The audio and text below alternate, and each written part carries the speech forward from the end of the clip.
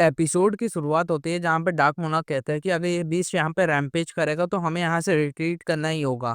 अब हमारे पास कोई चॉइस नहीं है और हम चेन यूजर को एस्केप भी नहीं करने दे सकते। या यार मैं तुम्हारे ऊपर बैकअप देखता हूँ और तुम यहाँ से देखो। अब तुम्हें यहाँ पर किसी चीज की जरूरत नहीं है। तभी हांसू बोलता है कि यहाँ पे कोई जरूरत नहीं है और वो बीस्ट को चैन से पकड़ता है और एक ही बार में स्लैश लगाकर पूरी तरह से मार देता है। और बोलता है कि अब डिस्ट्रैक्शन यहाँ पे था वो चला गया है। अब क्यों ना तुम पूरे तरह से मेरे पास आओ और मैं ये करना चाहता हूँ।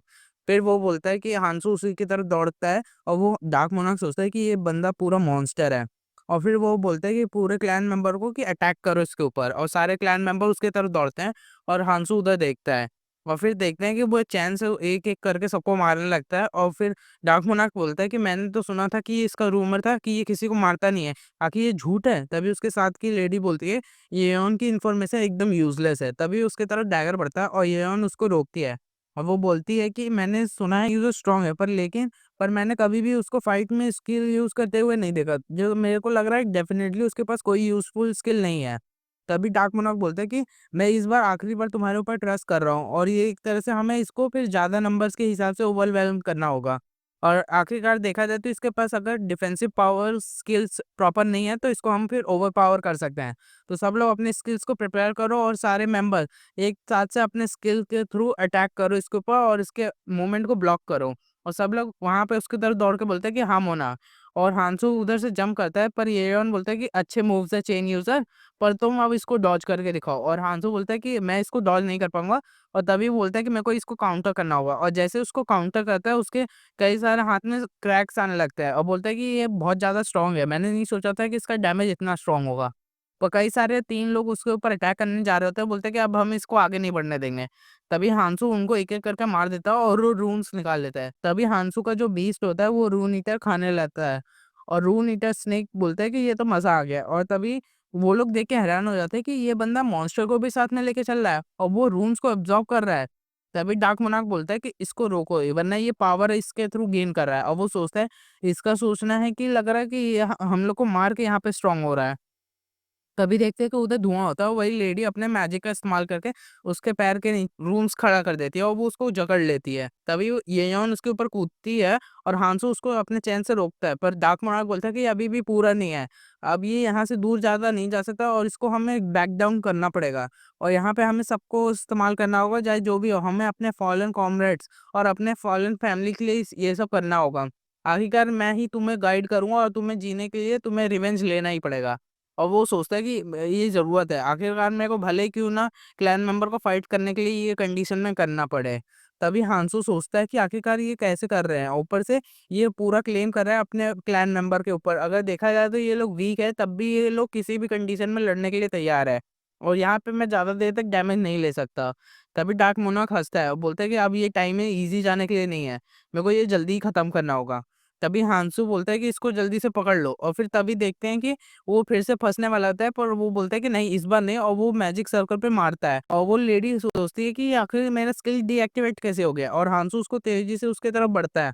और वो लेडी बोलती है कि अब तुम इसमें फँस गए हो और फिर से वही टेंटिकल्स मैजिक सर्कल से निकलते हैं और हांसू का पैर पकड़ लेते हैं और कई सारे टेंटिकल्स निकलने लगते हैं। बोलते हैं कि मैंने नहीं सोचा था कि तुम इसमें आगे बढ़ जाओगे, पर चाहे जो भी हो तुम फँस चुके हो। तभी डार्क मोनार्क बोलता है कि अब इसको स्ट्रगल करना बंद करो, ये एक ही बंदा है।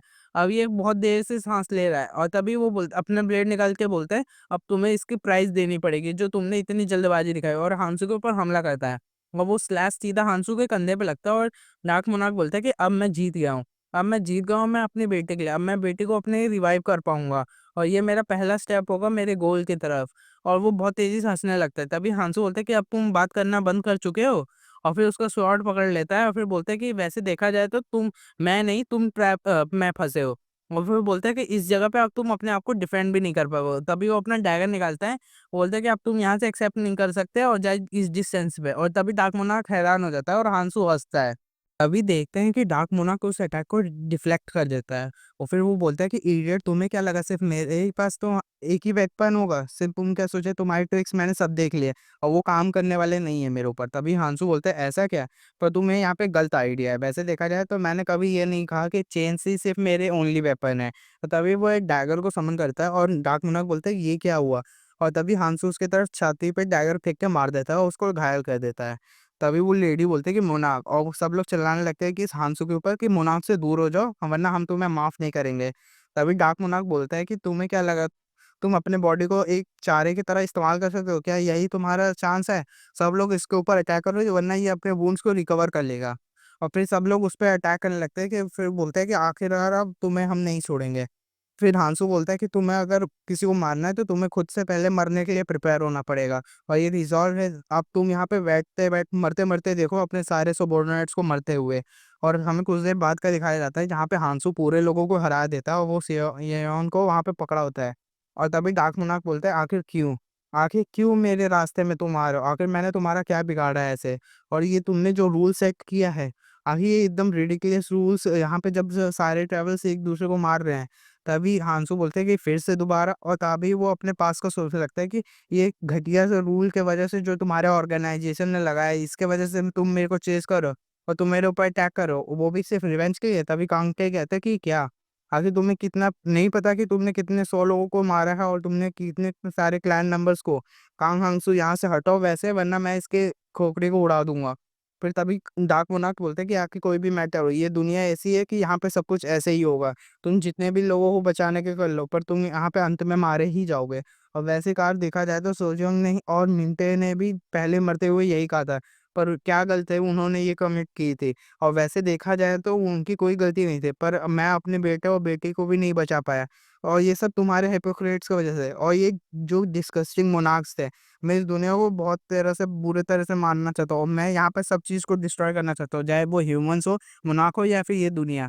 आखिरकार तुम इस दुनिया पे किस काइंड का रूल लगा रहे हो? और फिर हमें प्रेज़ेंट का दिखाया जाता है। यहाँ पे डार्क मोनार्क बोलता है कि अगर तुम देखा जाए तो असल में मर्डरर तुम हो। यहाँ पे देखा जाए तो कौन से हिपोक्रेट की तरह सेल्फ मेड तुमने ये रूल बनाया और इसको अप्लाई कर रहे हो। तभी हांसू बोलता है कि मैं यहाँ पे किसी को नहीं मारा इस, और तुमने ये रूल तोड़ने की क्या है? पर एक तरह से देखा जाए तो तुम्हारे पास अभी भी टाइम है। और फिर हांसू कुछ सोचता है, फिर उसके पास आके बोलते हैं, वैसे देखा जाए तो यहाँ पे एक लिमिट है, तुम कितने हद तक स्ट्रॉन्ग बन सके वो भी हंट करके। और एक तरह से देखा जाए तो तुम लोग बस मेरे एक स्टेपिंग स्टोन हो मेरे ऑब्जेक्टिव के लिए। जहाँ पे फिर हमें उसके पास के कॉमरेड्स बोलते हैं कि यहाँ पे हमें ह्यूमैनिटी का, हमें सिर्फ यूनिफिकेशन नहीं करना है, चाहे जो भी हो जाए। यहाँ पे हमें 3 ट्रायल्स है और हमें रिज़ॉर्ट करना होगा। अगर फ्यूचर के हमें बाकी सबको भी मारना पड़े तो हम कर सकते हैं, चाहे कोई भी मतलब क्यों ना हो। आखिर क्यों ना हमें सारे लोगों को ट्यूटोरियल ज़ोन में मारना ही पड़े। एरिस तुम्हारे ऊपर, तुम्हें इसको किसी ऊपर के ऊपर ऑब्जेक्शन नहीं है ना? तभी एरिस उधर देखते हैं। फिर कांग क्या कहता है, एरिस तुम इसकी चिंता मत करो।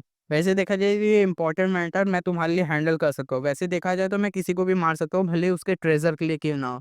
और तुम मेरे को हीरो कह सकते हो, वैसी कार मैं तुम लेडीज़ के लिए बन सकता हूँ। तभी एरिस उसको मुँह पे मुक्का मारते हैं, बोलते हैं ऑल थ्रू अगर देखा जाए तो अगर मेजॉरिटी को बचाना है तो माइनॉरिटी की सैक्रिफाइस करने के लिए मैं तैयार हूँ। पर अगर तुम देखा जाए तो स्ट्रॉन्ग बनना है तो तुम इसको नहीं देख सकते। तुम यहाँ पे हिडन डंजन्स को भी यूज़ कर सकते हो। तभी कांटे बोलते हैं कि इसने सही में मेरे को मार दिया है। और फिर तभी वो बोलती है एरिस कि यहाँ पे देखा जाए तो हम यहाँ पे डिफरेंट मेथड से भी आ सकते हैं और किलिंग को अगर अवॉइड कर सकते हैं स्ट्रॉन्ग बनने से। तभी कैंटे कहते हैं कैलियन, ये देखो मैंने क्या कुछ गलत कहा है क्या? तभी वो बोलते हैं ऑनेस्टली अगर देखा जाए तो यहाँ पे मेरे से ज़्यादा परफेक्ट कोई नहीं है। पर कैलियन भी उसके मुँह पे ग्लास मार देता है और फिर हांसो बोलता है कि आखिरकार कैलकुलेशन क्या कहती है? और फिर देखा जाए तो यहाँ पे हिडन डंजन टावर में यही है, इसलिए फ्यूचर के लिए उसने क्लियर करना ही होगा। और चाहे जो भी हो इस लेवल के ऊपर से नॉर्मल हंटिंग के थ्रू नहीं हो सकता। और फिर कैलियन कहता है कि वैसे देखा जाए तो हमें कुछ लोगों को ट्यूटोरियल एंड होने से पहले ही टेक केयर करना होगा। वैसे देखा जाए तो इनको अगर हटाएँगे नहीं तो ये लोग बाद में हमारे बहुत काम के नहीं आएँगे। और फिर कांटे कहते हैं वैसे देखा जाए तो कुछ बुरे लोग को मारना और उनके रूल्स को एब्ज़ॉर्ब करना एक तरह से देखा जाए तो ये डेफ़िनेटली तुम्हें स्ट्रॉन्ग बनाएगा। और इसके कारण तुम हिडन डंजन को भी क्लियर करोगे। इसलिए अच्छा तो तुम उन लोग को मार दो और इसके थ्रू तुम हीरो बन सकते हो। ये ऑसम तो नहीं है? तभी हांसू बोलता है कि चलो फिर मैं इस बात पे एग्री करता हूँ और मैं फाइन हूँ। तभी को कांग कैरियन कहता है कि कांग हांगसू, यहाँ पे देखा जाए तो तुम्हें ओवरथिंक करने की ज़रूरत नहीं है। वैसे हमारे ऑब्जेक्टिव के बीच में कोई भी आए तो तुम कुछ भी कर सकते हो। और हांसू कहता है कि फिर प्रेज़ेंट में कि तुमने मेरे को मारने की ज़रूरत की है। और वैसे देखा जाए तो यहाँ पे हर कोई एक-दूसरे को फ़ेस करने के लिए डिज़र्व नहीं करता है। पर देखा जाए तो यहाँ पे एक ऐसा रस है जो तुम एक-दूसरे से भिड़ने पे मजबूर कर देगा। तभी डार्क मोनार्क बोलता है कि बहन चाहे जो भी हो जाए, तुम हीरो की तरह एक्ट करना चाहो पर कर सकते हो, पर तुम यहाँ पर किसी गलत बंदे से पंगे ले रही है। तभी वो सोचते हैं आखिरकार मैंने क्या किया था, और वैसे देखा जाए तो मैंने सब कुछ पहले से एक्सपेक्ट किया था, पर यहाँ पे क्या हो गया है?